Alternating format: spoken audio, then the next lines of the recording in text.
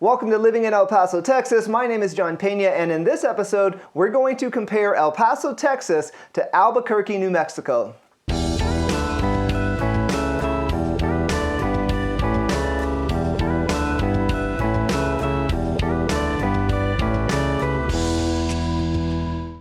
Hi, thank you so much for checking out the YouTube channel. My name is John Pena with Pena El Paso Realty Group. If you are considering buying or selling a home in El Paso, please consider reaching out to us as we are the premier real estate agency in all of El Paso.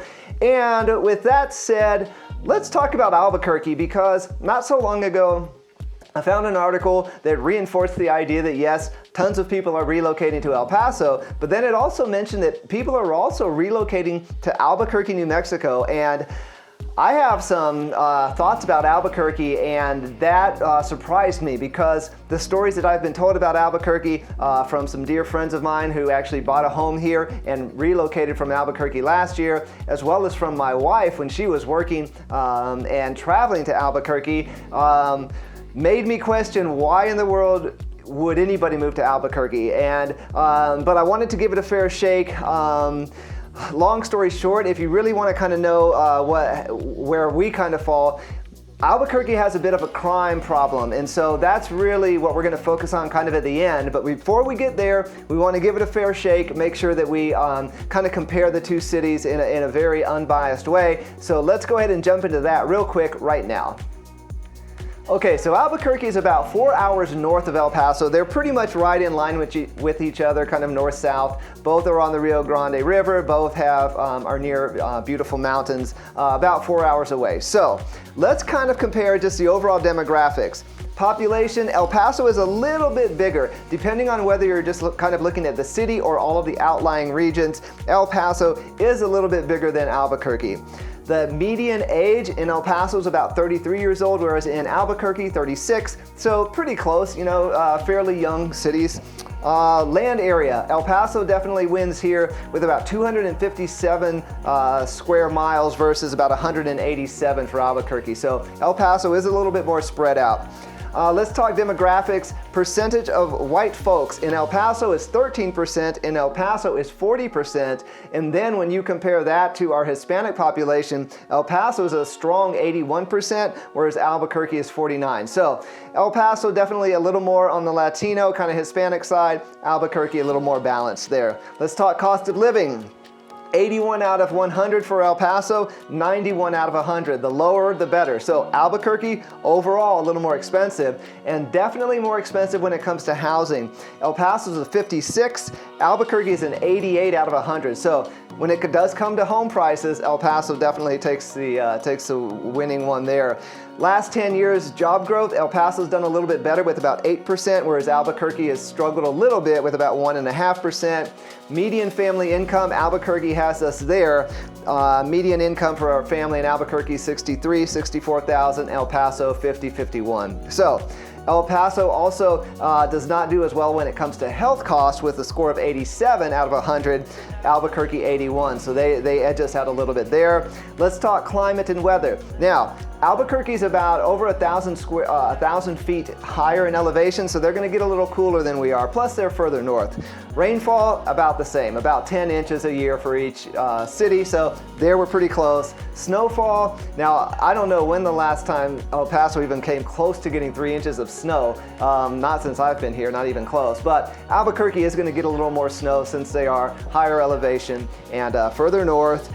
When it comes to sunny days, pretty close, 297 per year for El Paso, but a strong 280 for Albuquerque. You're going to see that climate weather is pretty close here. Average high in July in El Paso is around 95. A couple of degrees cooler for Albuquerque is 92, whereas average January low, El Paso 31, Albuquerque 24. So again, pretty darn close. Albuquerque a little bit cooler, a little bit more snow maybe, but other than that, we're pretty close. Comfort index, the higher the better. El Paso squeaks out Albuquerque just barely with an 8, whereas Albuquerque scores a 7.8. So let's talk taxes. State income tax. El Paso, Texas has no state income tax. Albuquerque, you're going to have income tax on a range of 1.7 to 8.2% depending on your income. Property taxes, Albuquerque beats us out. We're going to talk about this later, but on a $200,000 home, you're going to pay about $6,000 in property taxes in El Paso, $3,000 in Albuquerque. However, Social Security and pensions are taxed in New Mexico, whereas in the state of Texas, your Social Security and pension is not. But now let's get into the crime. Property crime, 30.6. You want a low number? Albuquerque, 85.3. Violent crime, you want a low number. El Paso, 22.1. The national average is 22.7. Albuquerque comes in over 50 with a 51 for violent crime. Safety scale, you want a higher score. El Paso, just right under 67. Albuquerque, 29.3. And finally, one more, crime index, you want a low number here. El Paso, 33. Albuquerque, 70. And this is really where I see the biggest difference between El Paso versus Albuquerque. Let's be honest, the overall demographics are pretty darn similar. Cost of living, pretty close. El Paso is going to have better home prices, but you're going to pay higher property taxes on that home. So that maybe evens out a little bit. Climate, weather, very similar. But community, crime, that one's huge. And for us, that's really, where we're going to come in. Of course, yes, I'm an El Paso real estate agent. Of course, El Paso is going to probably come out ahead, as you probably imagined when you looked at this thumbnail. But that's a drastic difference. When you're talking about crime, safety, violence, all of that, the Albuquerque numbers are pretty staggering, and I have some stories that back those up. So, like I said, I sold a home to a young couple, Jason and Lauren, last year, who had moved to Albuquerque for work, and basically, the final straw for them was when they had to confront a stranger in their backyard in the middle of the night who hopped their 6-foot wall, and things almost got violent. They had to call the cops, and they told me a number of stories about obviously very desperate, drug addicted people in the areas wreaking havoc, essentially. And so Leah, before she started working in real estate with us, was actually a dialysis manager, and Albuquerque was one of the cities she had to travel to, and she had some pretty significant stories about being warned not to go out at night, having a hard time finding a hotel that would be considered safe. And so Albuquerque is really dealing with some problems here, and it sounds like primarily the problem is homelessness, unfortunately.